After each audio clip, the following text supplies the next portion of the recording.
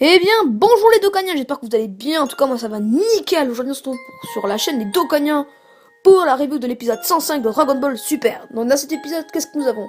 Nous avons 3 parties consacrées à Kame Sennin. Une partie plutôt consacrée à des théories un peu cheloues. Bon, bref. Donc, dans cet épisode, qu'est-ce que nous avons? Nous avons le début du combat, donc le ring. Nous sommes sur le ring. Et nous avons Kame Sennin qui observe un peu tous les combats du ring. Donc, il voit des personnes qui combattent, il observe, et là il arrive, il voit une fille qui l'observe, qui utilise des armes avec son ki. Donc cette fille, elle utilise un marteau, enfin des trucs comme ça. Et Kame Sennin, il le regarde, et tout d'un coup la fille, elle se retourne et elle veut le tabasser. Bon, donc Kame Sennin lui dit ouais bon ok, qu'est-ce que tu vois que t'es une fille? Donc je connais un peu l'univers 4 et tout, il veut faire, il a que des armes et très puissantes, voilà.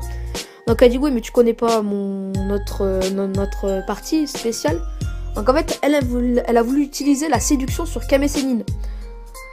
Et Kame Sennin lui est confiant, comme Krillin et Beerus, ils sont confiants sur... ils disent ouais bon c'est bon, Kame Sennin s'est beaucoup entraîné, il va résister tout ça. Sauf que ce con il s'est fait embobiner. Et donc du coup il saute, et là il y a la partie, le gag à mon avis, très marrante, où il saute, il fait je suis pauvre. Et du coup ça interpelle Magetta, et là j'ai rigolé que j'en pouvais plus, j'étais mort de rire. Donc voilà, donc ça c'était pour le gag. Donc en fait du coup voilà, donc il saute dans les bras, et là la fille elle lui balance une lance qui l'esquive au tout dernier moment. Donc se trouvait ce moment assez classe, mais aussi très marrant. Donc voilà, et là Kame Sennin lui dit que ouais en fait j'ai contrôlé qu'il arrive à contrôler maintenant ses pulsions. Et là il se transforme avec ses gros muscles et tout ça, et il fait un discours là un peu chelou. Et la fille elle prend peur, elle se saute carrément dans le vide. J'en pouvais plus, c'était trop marrant. Donc elle saute, et puis voilà, donc ça c'est la fin du premier combat. Ensuite nous avons le deuxième combat, donc dans la suite de l'épisode. Nous avons Kame Sennin encore, qui observe un peu les combattants, et là il sent quelque chose derrière lui, et là il dit tu seras mon prochain adversaire. Et là qu'est-ce qui sort? Une fille assez sombre, qui est bizarre quoi. Et donc du coup il veut l'affronter, donc du coup elle lui balance une sorte de talisman, enfin c'est des illusions quoi, parce que sa spécialité elle c'est les illusions. Elle vient aussi de l'univers 4, je sais plus son nom. Bon bref, donc il affronte, donc il balance des talismans. Muten Roshi a peur de se faire avoir, donc des fois il a des illusions, comme par exemple des fois il a l'impression de tomber dans le vide, mais c'est totalement faux. Ensuite il a l'impression de la voir géantissime, mais tout ça en fait c'est faux. Et donc du coup il utilise pour arriver à l'éliminer, il utilise la technique ultime, le Mafuba. Et donc du coup il arrive, il met sa petite jarre, là, une toute petite jarre. Et donc du coup il fait la technique du Mafuba, et donc il emprisonne l'adversaire quoi, la fille de l'univers 4.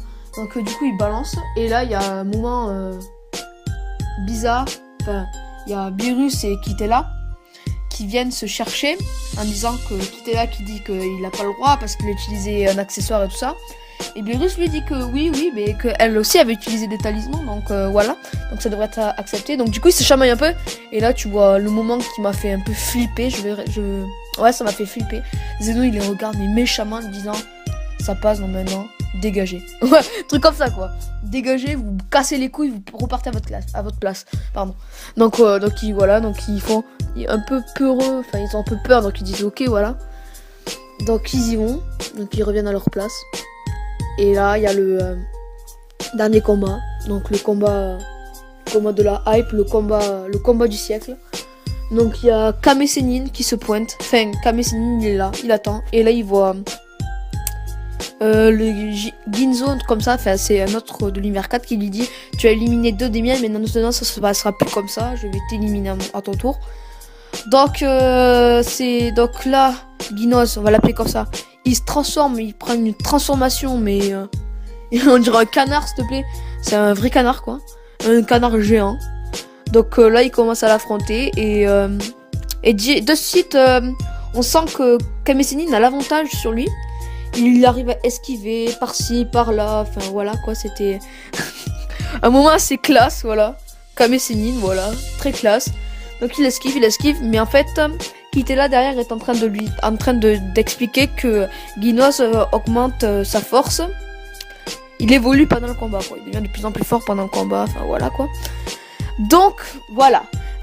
Et au bout d'un moment, Kame Sennin se prend de lourds coups par Guinoz, qu'il arrive à le surprendre, il lui fout pas mal de coups dans le ventre. Donc ça va lui faire assez mal. Et donc du coup Kame Sennin se retrouve à terre. Et là il se relève. Et il dit maintenant, enfin voilà quoi, je vais dépasser mes limites pour te détruire. Enfin pour t'éliminer quoi. Et là il y a Goku qui commence à dire oh il faut que tu te calmes. Donc il fait son donc Kame Sennin ne les écoute pas, il dit ne inquiétez pas mes élèves, je vais utiliser toutes mes limites, donc profitez bien de votre vie et compagnie, voilà. Donc là il balance un Kamehameha, mais le plus puissant des Kamehameha. Le plus puissant, je vous dis bien. Il arrive, paf, Guinoz il sort du ring, il est déter. Et donc voilà. Et donc du coup après ça, Kame Sennin tombe. Il meurt quoi, il meurt. Et là, il y a un moment qui m'a fait dire que sur Goku, que oui, Goku se retient. On voit Goku tout le combat contre le gars de l'univers 3 qui est bizarre, qui est un peu métallique quoi, le mec là où tape ça un peu comme Treball dans One Piece. Et ben on voit qu'il rame. Et là tout d'un coup on voit à la fin que paf, il se transforme en Senjutsu. Et là on voit bien qu'il se retient quoi. Et donc du coup voilà pour dire ça de Goku. Donc ensuite Kame Sennin tombe par terre. Et là il y a Krillin qui appelle Goku pour dire que Kame Sennin est tombé, donc il va pas bien du tout. Donc du coup il se précipite Goku sur Kame Sennin pour le réanimer parce qu'il est mort, oui. Donc il lui fait sa technique qu'il avait fait lors d'un épisode quand il affrontait Hit. Il a fait ça, donc du coup Kame Sennin est revenu et là c'est la fin de l'épisode. Donc Kame Sennin et Goku repartent vers de nouveaux combats. Donc pour noter cet épisode, pour noter l'épisode, je mettrai un 6,9. À vous de voir, vous mettez dans les commentaires combien vous notez l'épisode. Moi, je l'ai pas mal apprécié. Donc voilà. Donc c'est déjà la fin de l'épisode, la review. Donc on se retrouve la semaine prochaine pour la nouvelle review. Et restez sur la chaîne, vous avez plein d'autres vidéos. Donc à plus. Ciao ciao.